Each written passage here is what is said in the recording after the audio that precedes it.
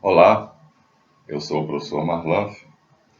Já nos encontramos em um vídeo anterior chamado Guia dos Perplexos, no qual eu explico que esse título foi feito para homenagear Moisés Maimônides, judeu do século XII, muito inteligente e que decidiu fazer um livro para tirar as dúvidas das pessoas que estavam confusas em relação a determinadas coisas, fatos culturais, religiosos, sociológicos daquela época.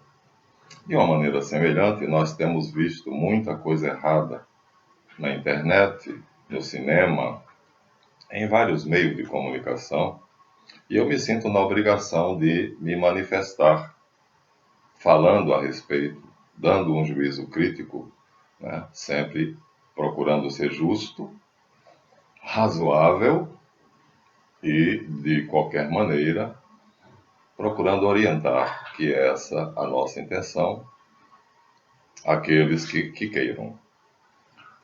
Nosso segundo vídeo, que é este que eu estou gravando, está vinculado ao assunto que é um teólogo ou um estudioso de história, professor, na verdade, ele se identifica como sendo professor de pós-graduação em História das Religiões na disciplina História dos Judeus. Em alguma faculdade que eu não vou dizer onde é que é, nem vou dizer o nome dele, obviamente, porque não é nada pessoal. Ele escreveu um texto e esse texto pretende ser, na acepção dele, uma súmula, um resumo que tenta compatibilizar religião e história, já que ele é professor de história,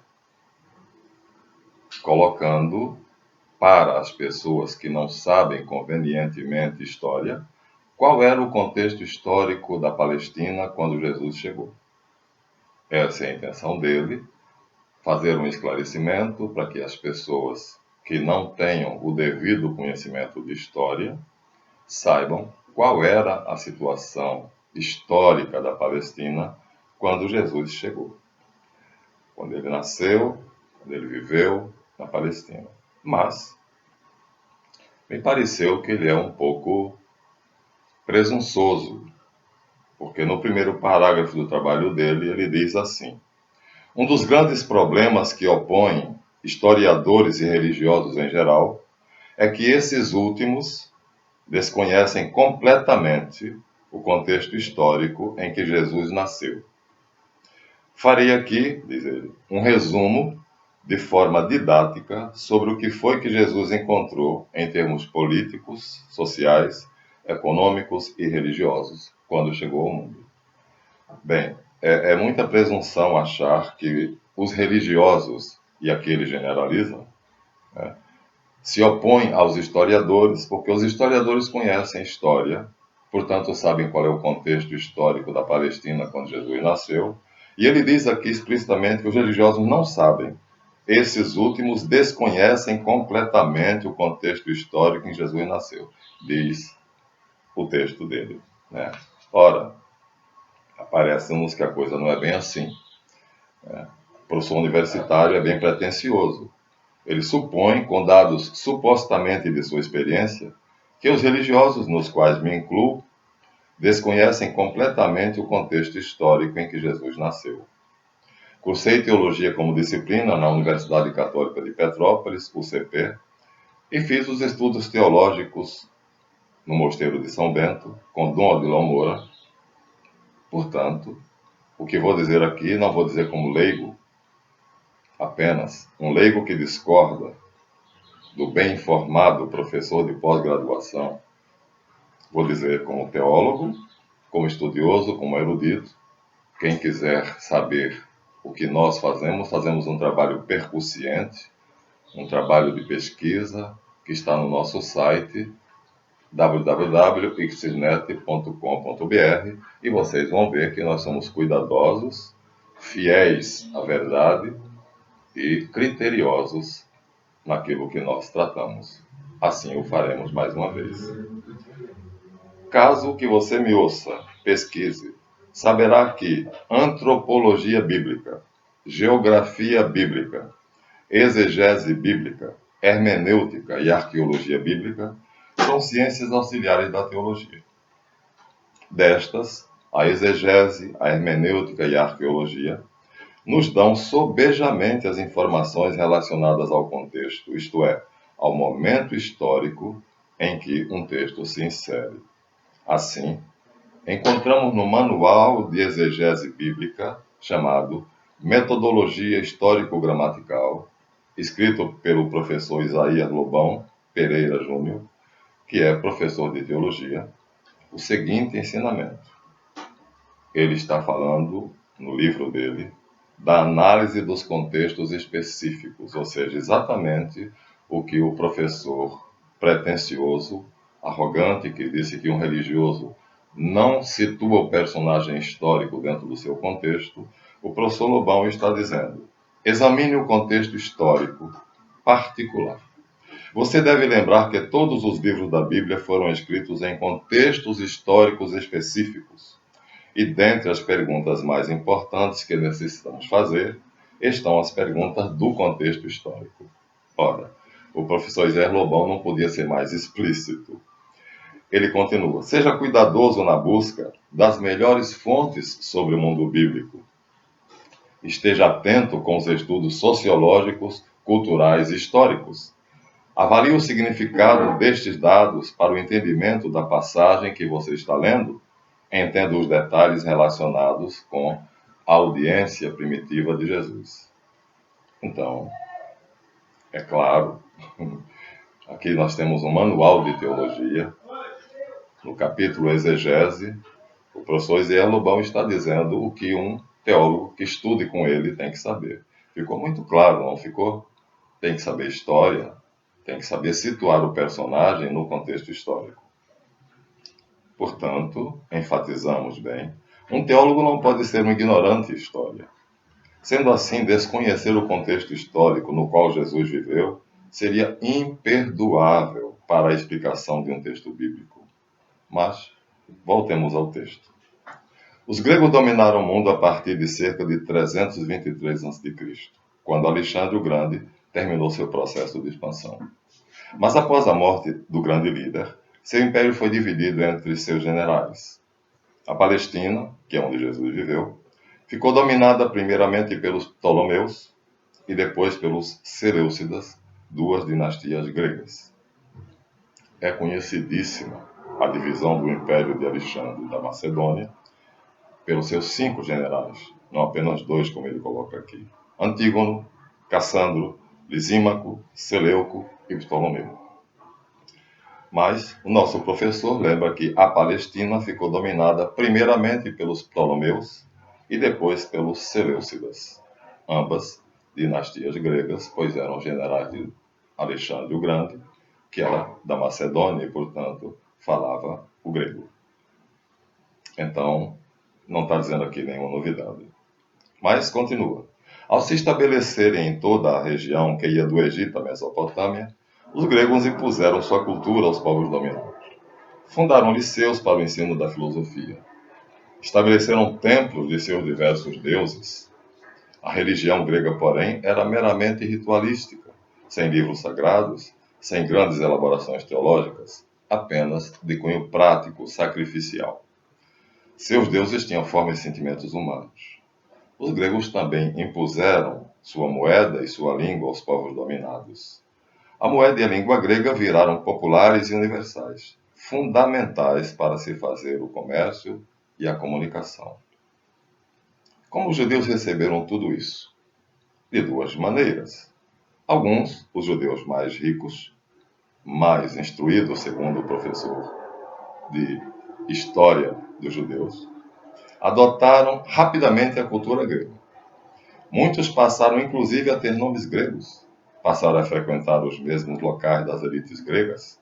Surgiram até filósofos judeus, como Fílon de Alexandria, cujo nome, Fílon, é grego.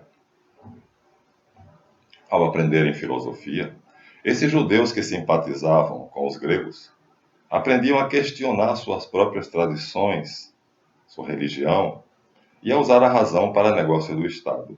Passaram a ter uma visão de homem universalista que os gregos traziam com eles. A Bíblia foi traduzida para o grego na famosa Septuaginta. Vamos observar aqui, como teólogo, que a Septuaginta, ou tradução dos 70, foi feita a pedido do rei do Egito, Ptolomeu, desejoso de conhecer a religião que adotara após se converter ao judaísmo. Escrita há cerca de 200 anos antes de Cristo, longe, portanto, da controvérsia entre Jesus e os seus oposicionistas, escribas e fariseus, esta Bíblia, que foi a primeira em uma língua não judaica, estava isenta da mentalidade tendenciosa própria do tempo de Jesus e dos apóstolos, que foram seus seguidores. Dizemos isto porque, depois da Septuaginta, e por causa da hostilidade aos cristãos, os judeus da sinagoga fizeram outra Bíblia para contrapor aos ensinamentos de Jesus, já que a Septuaginta aprovava algumas coisas que Jesus dizia. Eles então elaboraram uma outra, explicitamente, para não dar nenhuma razão aos ensinamentos de Jesus. Essa outra Bíblia é chamada Tanakh. Tanakh é uma palavra que tenta sintetizar a Bíblia judaica com a palavra Tanaim, Nebiim e os escritos, a sabedoria. Os apóstolos de Jesus, todos, como Paulo de Tarso, que nós chamamos São Paulo, usavam a Septuaginta porque era mais completa e tinha sido feito por sábios que não tinham nenhuma intenção tendenciosa, como nós dissemos. Faltam na Tanakh vários livros, parece que cerca de 5, que constam na Septuaginta. Portanto, a Tanakh, do ponto de vista cristão, não é completa. É falha e tendenciosa. Vários judeus eruditos apontam o fato curioso de faltar na Tanakh o livro dos Macabeus, que é fundamental para a história do judaísmo. Isto ocorre porque a Tanakh excluiu do cânon todos os livros que não fossem escritos em hebraico, ou aramaico, ou árabe. E o livro dos Macabeus foi escrito em grego. Aí continua o escritor. Mal comparando, esses grupos de judeus simpáticos aos gregos faziam o que a nossa classe média faz hoje. Fala inglês, adora shoppings, vai à Disney, vê filmes americanos, trabalha em multinacionais, ou seja, comunga de valores que o capitalismo e os americanos principalmente disseminaram pelo mundo. Então, esses gregos, segundo o autor do texto, esses judeus, segundo o autor do texto, foram helenizados. Eles embarcaram na onda da cultura do momento, que era o helenismo, a cultura grega. Mas ele faz o reparo, a observação. Ocorre que grande parte da população da Palestina era formada por camponeses ignorantes que viviam em propriedades isoladas, rurais nas montanhas, como em Judá principalmente. Eles não sabiam ler nem mesmo sua própria língua, viviam à espera de um Messias que os tirasse da miséria. Cultuavam o Deus da guerra, Jeová ou Javé, que tinha ensinado a odiar tudo que fosse estrangeiro. Eram extremamente tradicionalistas, odiavam as novidades, queriam congelar o tempo, como na época dos seus antepassados, e viver como eles. Eram isolacionistas e achavam que só os judeus seriam salvos. Isto, o próprio autor do texto vai contradizer, quando mais à frente ele disser, eu vou chamar a atenção quando vocês me ouvirem, que ele diz que os macabeus, depois de vencerem as batalhas todas e conquistarem a Síria e os países vizinhos, Jordânia, eles impuseram a religião judaica aos outros povos. Quer dizer, fizeram prosélitos. Ora, não é possível que você queira que outras pessoas creiam no Deus que você crê, se você acredita que só você será salvo. Então, para que eu quero que os outros creiam em meu Deus? Se eles não serão salvos, seria uma besteira sem nome eu tentar fazer com que ele se convertesse à minha religião e ao meu Deus. Você vê que aqui o professor cometeu um erro de lógica, um erro de coerência, de coesão interna no texto dele, absurdo. Continua ele. Por conta disso, eram alvos fáceis de todos os tipos de falsos profetas e falsos messias que apareciam aos montes, prevendo o fim iminente do mundo e acusando os gregos de serem representantes de tudo de ruim que existia no mundo. Esses falsos profetas e falsos messias convocavam os camponeses a viverem no deserto e a se afastarem das cidades. Me parece que aqui ele quis apontar para os essênios, porque quem vivia no deserto eram os essênios, e os essênios não eram ignorantes, não eram camponeses, eram sacerdotes bem educados, era uma casta sacerdotal, né, que tinham decidido sair da cidade e ir para o deserto, por uma razão que nós vamos explicar dentro do contexto. Então, mas me parece que ele já quer aqui colocar que os essênios, que eram uma classe extremamente contrária ao helenismo, que combatia o helenismo, ele parece que quer confundir, né, esses sacerdotes que se chamaram essênios ou esseus, que quer dizer puros, com os camponeses, diz ele, ignorantes. Eram rudes e belicosos ao extremo. Aqui, vou fazer uma observação, segundo a Biblioteca Judaica Popular, do eminente Bernard M. Casper, judeu, volume Uma Introdução ao Comentário Judaico da Bíblia, eu possuo, editora Biblos, 1964. Não foi bem assim. Cito o texto do autor insuspeito e erudito. Na literatura da época, logo depois de Esdras, por volta de 430 a.C., encontramos o termo Bet HaMidrash, frequentemente usado como casa da literatura, que era uma parte essencial da sinagoga judaica. Indiscutivelmente, a sinagoga arregimentou o povo e tornou-se em cada vilarejo o seu centro vital. E foi a salvadora do judaísmo. Isso na época persa.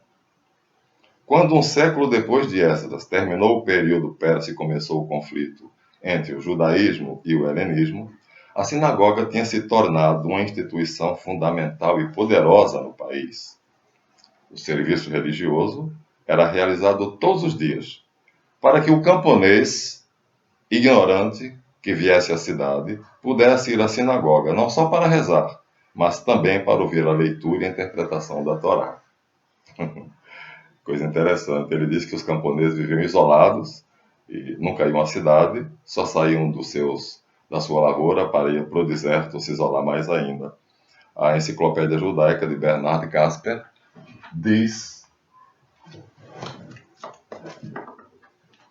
que não era assim. Diz que, aqui está ela, que Esdras, no ano 430, fundou uma instituição que vai se chamar os Escribas, que essa instituição tinha como objetivo arregimentar e educar o povo nas tradições. Então, o povo não era belicoso, não era isolacionista, não era contrário ao helenismo ou à civilização persa ou qualquer outra cultura estrangeira, porque fosse ignorante. Não era por isso. Mas sim porque mestres, os escribas eram mestres, os educavam para que eles reagissem, permanecessem na tradição judaica, resistissem e de modo algum aceitassem outra tradição. Lembremos que os persas adoravam o luxo, a arrogância e outros vícios, outros pecados capitais. E os gregos, nós sabemos que na Grécia o homossexualismo era praticamente uma instituição. Então vocês imaginem um povo religioso, ao extremo, como era o judeu, diante de civilizações como a persa e a grega. Eles evidentemente viam como se fosse um inimigo intolerável, é óbvio. Não é porque eram ignorantes, nem porque eram isolacionistas, nem porque aprenderam a odiar com o seu Deus tudo que era estrangeiro. Aprenderam com os escribas, junto com a explicação da Bíblia judaica, a rejeitar toda a cultura que não fosse a cultura judaica, porque eles consideravam imoral, consideravam corrupta, consideravam completamente contrária ao procedimento do judeu religioso. Então, isso foi o trabalho dos escribas, começado por Esdras, cerca de 430 a.C. na Babilônia, mas que se estendeu daí para frente, porque nós vamos ver nos evangelhos, Jesus se opondo aos escribas, tendo discussões com os escribas e fariseus, né? Todo escriba era fariseu, nem todo fariseu era escriba, né? Então os escribas eram uma classe extremamente influente. E aí nós acabamos de ler para vocês que o camponês ignorante não era isolacionista, não via a cultura estrangeira com horror, não é porque ele era ignorante e não sabia de nada e achava que devia odiar tudo. Não. É porque ele era educado para isso pelos mestres do judaísmo, que eram os escribas, uma instituição fundada por Esdras na Babilônia e que continuou depois, durante o período persa e depois durante o período das conquistas de Alexandre. Ora, os escribas conheciam muito, como eu disse, eram mestres. E assim vemos que o trabalho de Esdras, segundo ainda o volume de Bernard Casper, Comentário Judaico da Bíblia,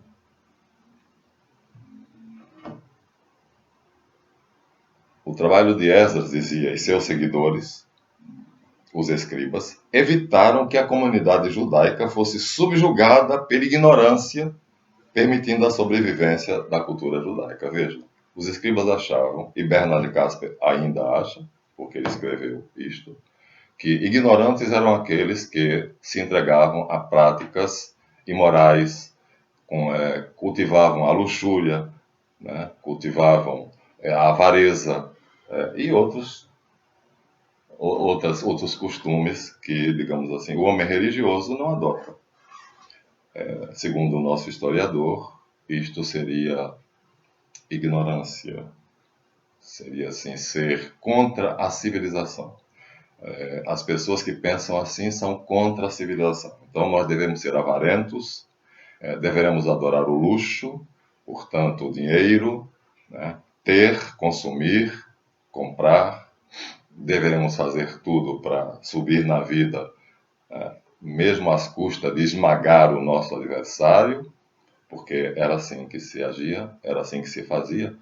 Nós sabemos que o rei Herodes tomou a esposa do seu irmão porque era rei. Ele então, o que é que ele fez? Ele era rei, podia fazer o que ele quisesse, e ele era helenista. Ele adotou a cultura helênica. É um exemplo. Ele foi um dos judeus ricos, muito rico, que adotou o helenismo, rejeitou as tradições judaicas. João Batista vai bater forte em Herodes, porque ele pegava a mulher do irmão dele, e o irmão não se incomodava, porque tinha vida boa, né? Então Herodes dava vida boa para ele, e ele não se incomodava e cedia gentilmente a mulher para o seu irmão, que era rei. Você vê, era esse o clima, né, de um indivíduo que era chifrudo, convencido, manso, do outro que pegava a mulher do irmão, quer dizer, isso é incesto, e tudo isso a bem da civilização. É o que o nosso autor, professor de pós-graduação de uma determinada faculdade, onde se estuda a história dos judeus, acha que isto é ser civilizado.